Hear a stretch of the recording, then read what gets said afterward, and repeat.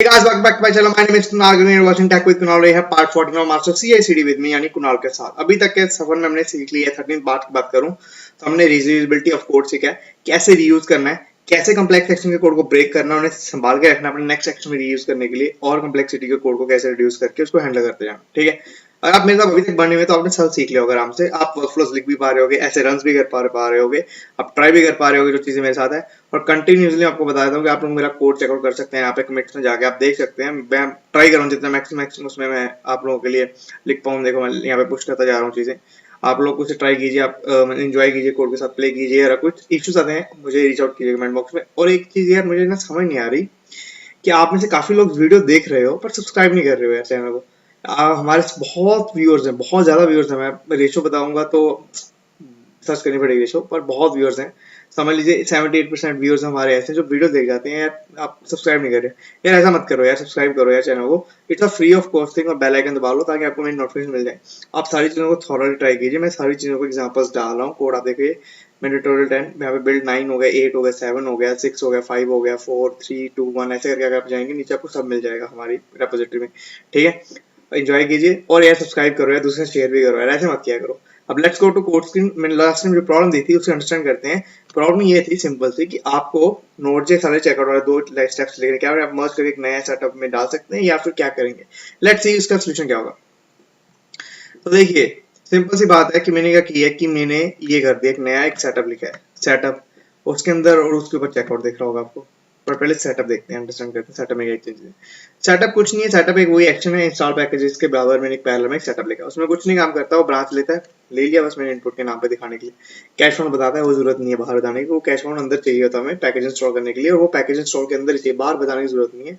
वो बस मैंने सिर्फ समझाने के लिए एग्जांपल थॉरली, ताकि आप लोग मेरे साथ अंडरस्टैंड कर पाओ मैं कैसे आउटपुट्स को बाहर अंदर लेके जा रहा हूँ। ठीक है, बाकी से स्टेप है यूज नोड.जेएस डाल दे मैंने यहाँ पे, और यूज पैकेज को देखो। इससे फर्क क्या पड़ा?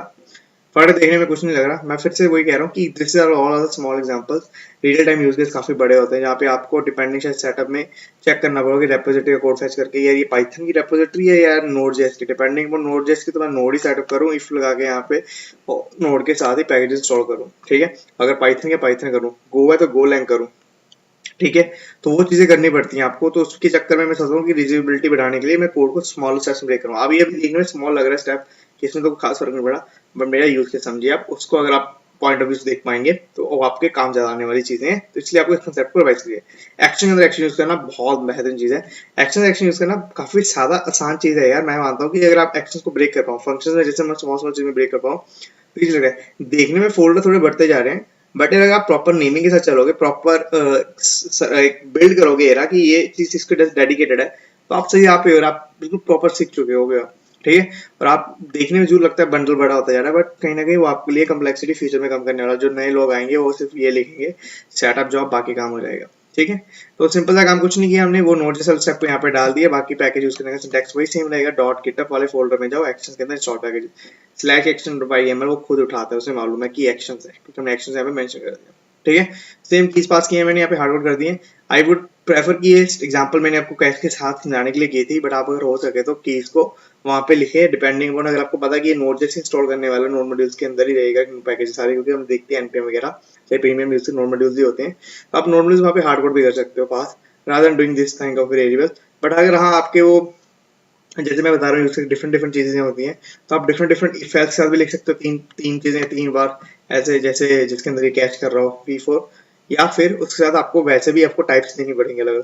डिपेंड करता है आपका सिनेरियो कैसा है, आप उसके ऊपर काम कर सकते हैं। ठीक है, let's go to master CI/CD। अगर आप मेरे से काफी क्वेश्चन पूछेंगे भैया कि ये चीज क्यों नहीं मैं मत की, यार देखो सिंपल सी बात है इसमें और इसमें फर्क समझो। हमने यूज करने सिंटैक्स सेम है, हमारा यूज करने एक्शन का सिंटैक्स क्या है, dot slash dot GitHub action. और ये वाला एक्शन का सिंटैक्स का यूज करने का, हालांकि है वो भी एक्शन ये भी एक्शन है, but this is in a repository, this is not in a public mode available. Code publicly भी एक्सेसिबल है, बट ये एक्शन पब्लिकली भी एक्सेसिबल नहीं है। This are difference. जब पब्लिकली एक्सेसिबल ये हो जाएगा एक्शन, तो उसका सिंटैक्स भी यही हो जाएगा, एक्शन स्लैश सेटअप। तो कोई भी बंदा यूज कर सकेगा, गिटहब को भी मालूम होगा, तो उसकी डेफिनेशन पब्लिकली गिटहब के पास अवेलेबल हो गई है।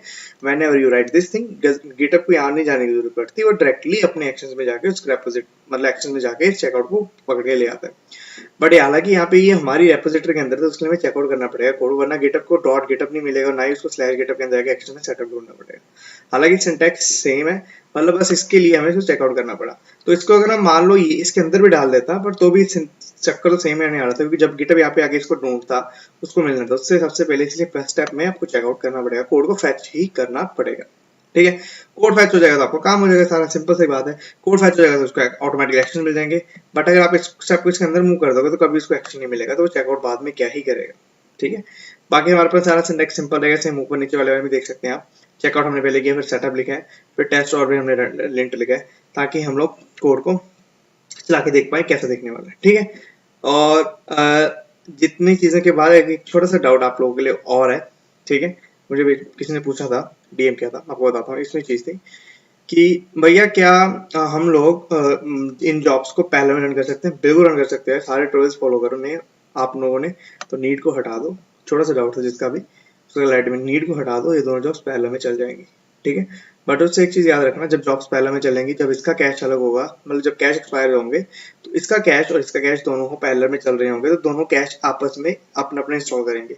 देन वो सेम सेव एक पॉइंट पे, क्योंकि दोनों का पैकेट रोटेशन सेम ही होगा, सेम रेपोजिटरी है, तो उसका हैश सेम होगा। वो सेव चाहे एक ही पॉइंट पे करेंगे आके, कोई एक कर देगा, दूसरा बोलेगा यार ऑलरेडी एग्जिस्ट कर रहा है, मैं उसको अपडेट कर देता हूँ। ठीक है, तो ऐसा बोल देगा। बट इस और इसमें फर्क क्या है स्ट्रक्चर में, कि अगर यहाँ पे एक बार पीएनपी इंस्टॉल करने में 15 मिनट लग रहे थे, हमने 15 मिनट लगाए, नेक्स्ट हमने 15 मिनट वो सेव किया, हमने उसकी जगह में एक 10-20 सेकंड 40 सेकंड या डिपेंडिंग ऑन एक आधे मिनट में सारा कैश को स्टोर किया, हमने वहाँ पे टाइम सेव किया। ये इसलिए नीड्स पे रखा हुआ है, इसका छोटा सा बेनिफिट। नाउ लेट्स सी, मैंने कोड पुश कर दिया कि how it will look on the CI side, वो ज्यादा अंडरस्टैंड करना जरूरी है। Let's go to action tabs. तो ये रहा, सिंपल सा काम है, इसे 10 सेकंड लिया, इसे 15 सेकंड लिया। लेट्स सी कि how it will look. Simple सा सेटअप, स्टार्टिंग से बात करते हैं। चेकआउट किया हमने, सेटअप हमारा एक्शन है कस्टम मैनुअली, तो उसने कुछ नहीं किया होगा, इसमें डाउनलोड रन नोड जैसे इंस्टॉल किया, उसके बाद इसको कैश फाउंड होगा 19 में। कैश इसलिए फाउंड होगा दोस्तों, क्योंकि लास्ट टाइम हम कैश यूज करते आ रहे हैं V4, और हमने कोई पैकेज नया डाला नहीं था, वो कैश एक्सपायर नहीं हुआ, तो कैश पड़ा वो हर टाइम वो वापस से हमारे पास अवेलेबल हो जाता है। जब पैकेज और जैसे में कुछ नया इंट्रोड्यूस करेंगे, आप लोग को तो अपनी तरह से पैकेज इंस्टॉल करें, वर्जन चेंज करेंगे, तो हैश चेंज होगा, जिसकी वजह से कैश एक्सपायर हो जाएगा, नया कैश बन जाएगा। तो cash restore successfully, run cash. और टेस्ट के लिए तो हमने बाईपास कर रखी है, वन लिंट हमारे पास पॉपुलेशन एक सेकंड लिए, कोड ज्यादा नहीं है, सेटअप वाइज पोस्ट वो करते हैं। Now let's move to build job. Build job इसलिए क्योंकि बिल्ड जॉब बिल्ड प्रैप के ऊपर डिपेंड करती है। ठीक है, चेकआउट करो एक सेकंड में, सेटअप के लिए ज्यादा 7 सेकंड क्यों लगे? कभी कभार क्या होता है कि कैश एक्टिव करने में डिपेंडिंग ऑन मशीन का जो इंटरनेट स्पीड होता है, वहाँ पे स्टोर करने में थोड़ा टाइम लग जाता है, उसकी वजह से थोड़ा मतलब ऊपर नीचे होता रहता है, ज्यादा फर्क नहीं पड़ता दोस्तों, काफी ज्यादा सक्सेसफुली काम करता है। ये तो बहुत स्मॉल एग्जांपल है जिसमें इम्पैक्ट नेग्लिजिबल होने के बाद भी काफी बड़ा दिख रहा है हमें, बट इनकेस समझो आप स्मॉल से एग्जांपल्स हैं। ठीक है, उसका बिल्ड ऐप लिया हमने, पोस्ट सेटअप किया, बिल्ड ऐप में 2 सेकंड लगे, कुछ खास नहीं है हमारी ऐप के अंदर, वीडियो जल्दी बिल्ड कर लिया। और समरी अगर मैं छोटा सा दिखाऊं, पहले ये चलेगा देन ये चलेगा। ठीक है, क्लैरिटी मिल चुकी होगी, सेटअप एक्शन अब कंप्लीट कर चुके हैं हम लोग। अब देखिए हमारे पास कॉन्करेंसी बची हुई है, मेन टॉपिक कॉन्करेंसी पे हम बात करने वाले हैं नेक्स्ट ट्यूटोरियल से। कॉन्करेंसी बचेगी, और जो कैशेज हम बनाते जा रहे हैं उसको एविक्शंस के लिए कुछ पॉलिसीज लिख सकते हैं, क्या फिर वर्कफ्लोज लिख सकते हैं, उसके ऊपर डिस्कशन करेंगे। थोड़े से क्रिस्पी कंसेप्ट्स बचे हैं जिनको यूज करके वर्कफ्लोज की जो अंडरस्टैंडेबिलिटी है वो तो बढ़ चुकी होगी आपकी पूरी मेरे साथ, बट उसको एक नेक्स्ट जनरेशन लेवल पे लेके जाने के लिए आपको मेरे साथ कुछ चीजें और फॉलो करनी पड़ेंगी। तब तक के लिए बाय बाय, टेक केयर। हाँ, दूसरा शेयर करो, सब्सक्राइब करो चैनल को। Bye bye, see you soon.